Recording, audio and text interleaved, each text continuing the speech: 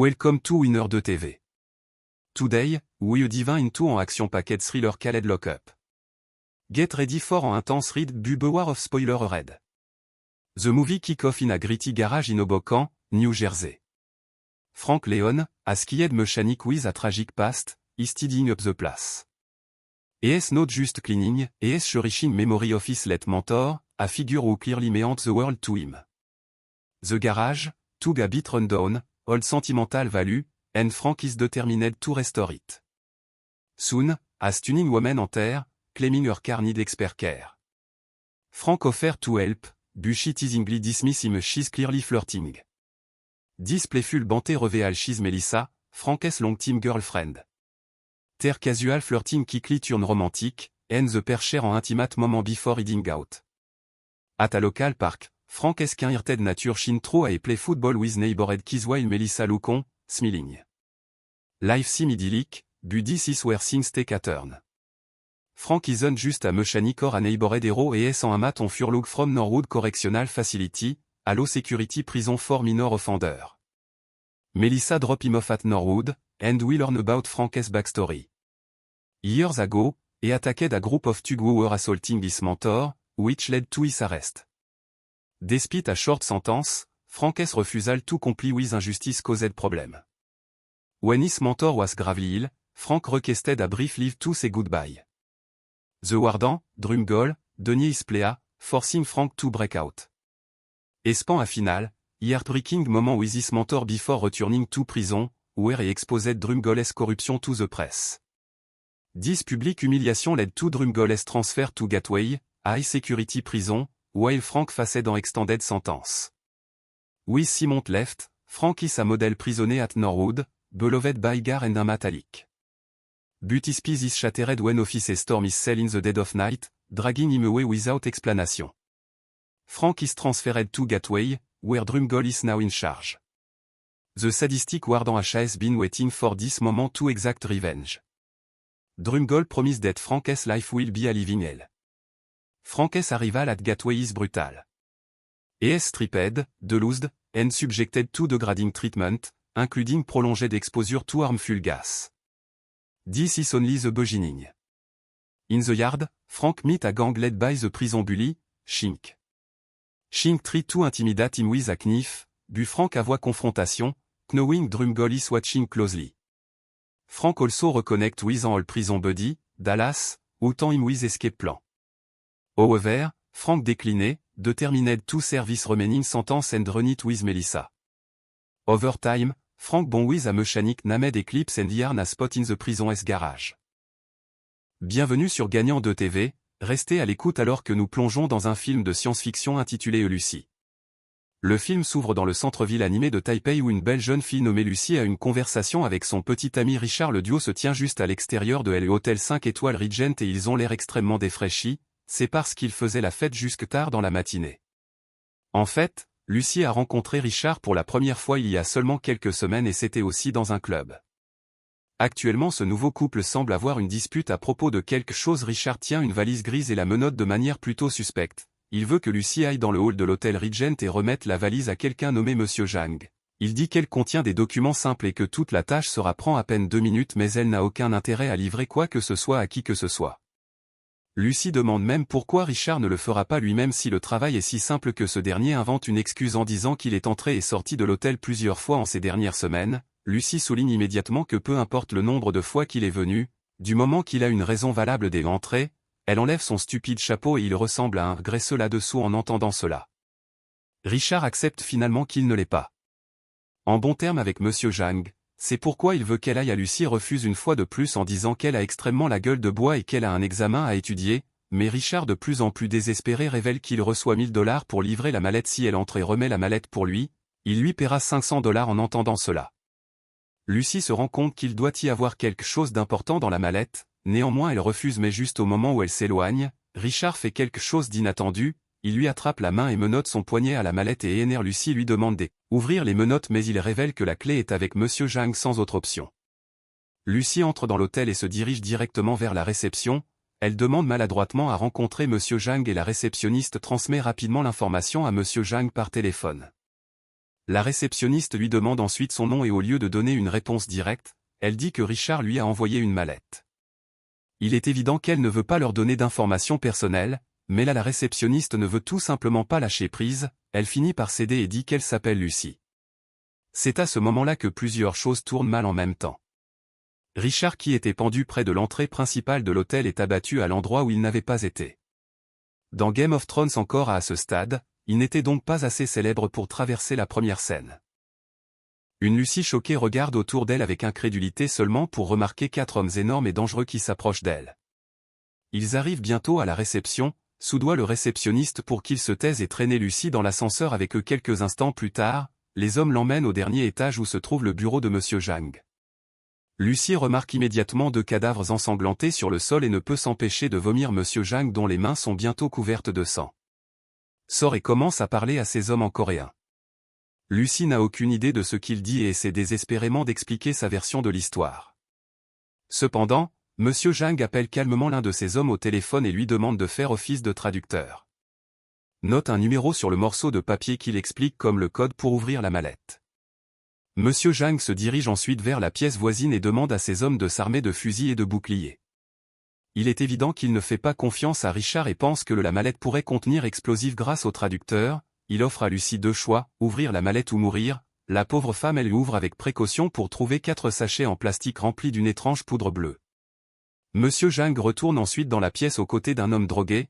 Le drogué est obligé de s'asseoir devant Lucy et obligé de renifler un peu de poudre bleue à peine quelques secondes plus tard. Il convulse brièvement puis se met à rire de façon maniaque comme si Monsieur Zhang en avait assez vu et il tire sur le drogué dans la tête sur lequel il tourne ensuite son attention.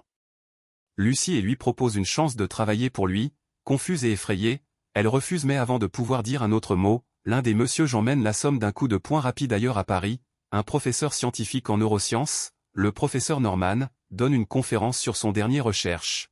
Il prétend qu'un humain moyen n'utilise que 10% de sa capacité cérébrale, les seuls êtres vivants qui en ont une plus grande utilisation que les humains sont les podcasteurs, moins c'est ce qu'il pense que c'est en fait les dauphins. Ces créatures astucieuses utilisent 20% de leur capacité cérébrale leur permettant de cartographier leur environnement et de communiquer avec les ondes du sonar. La scène revient à Lucy qui se réveille dans une chambre d'hôtel.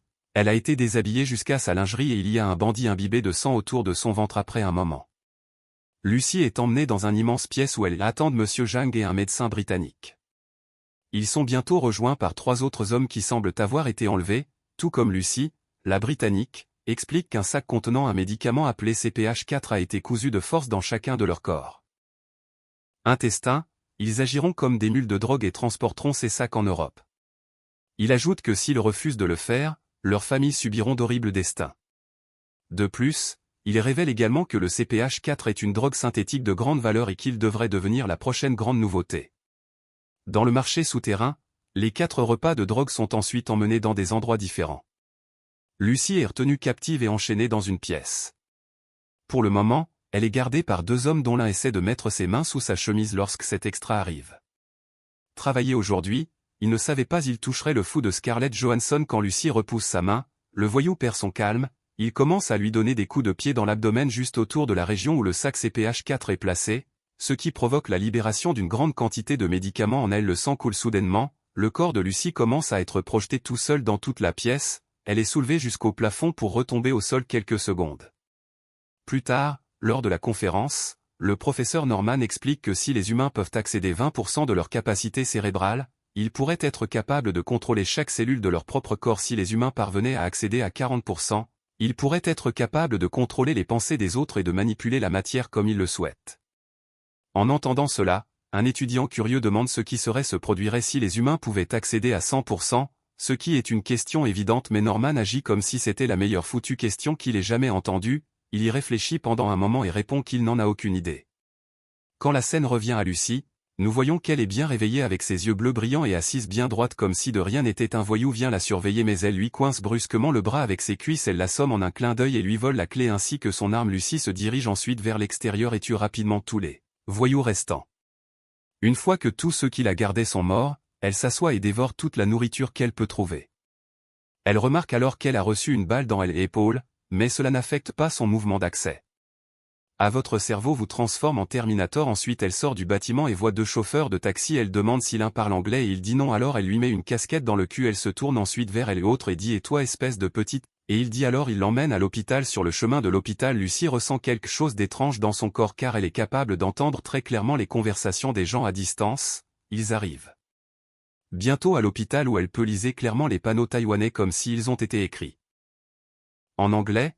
Elle entre ensuite dans la salle d'opération où les médecins effectuent une opération au cerveau sur un homme, mais Lucy tire sur le patient après avoir regardé les scans supplémentaires en disant qu'il n'aurait pas pu le sauver de toute façon, puis en nommant un tas de choses scientifiques dont elle n'a certainement jamais entendu parler avant d'avoir accès à votre cerveau vous transforme en Bill New York. Lucy force ensuite le médecin à retirer le sac de médicaments de son estomac.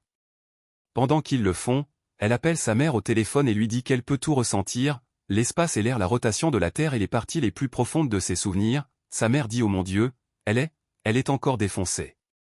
Lucy dit qu'elle se souvient du goût de son lait maternel, sa mère dit qu'il est temps d'y aller, elle dit aussi à sa mère qu'elle l'aime beaucoup avant de pendre. Peu de temps après, les médecins ont réussi à sortir le sac de médicaments et Lucy leur dit qu'il contient du CPH4. Le chirurgien en chef révèle alors que le CPH4 naturel est produit en infime quantité par les femmes enceintes au cours de leur 6e semaine de grossesse. Il fournit de l'énergie pour le fœtus à se développer. Il est donc surpris que Lucy ait survécu jusqu'ici avec une si grande quantité de drogue dans son organisme. Ensuite, Lucy retourne à l'hôtel de Monsieur Zhang où il se détend dans sa chambre en se faisant tatouer et facialiser. Elle tue immédiatement ses gardes du corps et l'attaque en le poignardant. Des couteaux dans ses deux mains, elle ressent vraiment la drogue maintenant, alors elle regarde autour d'elle comme si elle utilisait ses nouvelles capacités. Lucy extrait par télépathie les emplacements des 3 mules de drogue restantes de sa mémoire. Elle quitte ensuite Monsieur Zhang.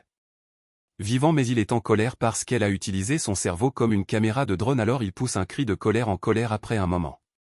Lucy retourne à son appartement et rencontre sa colocataire Caroline, elle emprunte son ordinateur portable et commence vicieusement à tout rechercher sur son état actuel, elle ouvre les onglets à la vitesse de la lumière, comme une enfant de 10 ans découvrant la règle 34 de Fortnite pour la première fois. Avoir accès à votre cerveau rend votre ordinateur plus rapide. Cela elle amène à trouver le professeur Norman dont les recherches sur les neurones humains pourraient être la clé pour la sauver. Lucy le contacte immédiatement et lui révèle ce qu'elle vit en ce moment.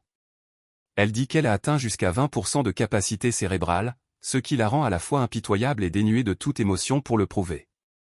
Elle manipule les ondes électroniques et projette sa vidéo en direct à la télévision dans la chambre d'hôtel de Norman. Le duo discute pendant un moment et arrive ensuite à la conclusion qu'ils devraient se rencontrer exactement 12 heures juste avant de quitter l'appartement. Lucy dit à Caroline que ses reins et son foie seront bientôt endommagés si elle ne le fait pas. Changement majeur dans le mode de vie entre-temps, la nouvelle du comportement étrange de Lucy à l'hôpital s'est répandue dans tous les médias. Alors elle change de couleur et de style de cheveux avant de monter à bord d'un vol pour Paris. En même temps, elle contacte également l'officier d'Interpol Pierre Del Rio pour l'aider à retrouver le reste. 3 paquets de drogue. Elle leur donne toutes les informations et détails précis qui permettent à l'Interpol d'attraper toutes les mules de drogue en quelques heures pendant le vol vers Paris. Lucy continue ses recherches en cherchant furieusement sur Internet toute information sur son état de consommation. 2 ordinateurs en même temps. Avoir accès à votre cerveau vous transforme en un pirate informatique hollywoodien des années 90. L'hôtesse de l'air lui demande bientôt d'éteindre les ordinateurs portables mais Lucy l'ignore et demande une coupe de champagne à la place. Malheureusement, son corps commence à se désintégrer à mesure que ses cellules déstabilisées par la consommation du champagne. Lucy court immédiatement aux toilettes où son corps commence à se transformer en poussière assez rapidement pour éviter sa désintégration. Elle sort le CPH4 restant et le renifle d'un seul coup, ce qui la ramène à normalement mais elle finit par s'évanouir quelques instants plus tard. Lucy se réveille dans une chambre d'hôpital à Paris. Plusieurs autres policiers et médecins attendent qu'elle se réveille juste devant sa chambre. Lucy se lève immédiatement, quitte la pièce et fait entrer tout le monde dans le hall sauf que Pierre s'évanouit comme s'ils étaient à une fête. Elle retire ensuite les balles du pistolet de Pierre et lui demande de l'emmener là où les mules de drogue étaient précédemment sécurisées pendant le voyage. Lucy utilise son pouvoir pour voir les signaux téléphoniques qui voyagent dans et hors du ville. Elle trie les signaux individuels et parvient à entendre la conversation d'un homme nommé G qui est le principal acolyte de Monsieur Zhang.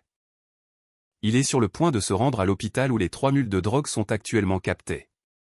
Avec cette information, Lucy reprend la voiture de Pierre et conduit maniaque à travers les rues. Malheureusement G avec ses hommes armés sont déjà arrivés à l'hôpital et il ne leur faut pas longtemps pour trouver les autres repas de drogue.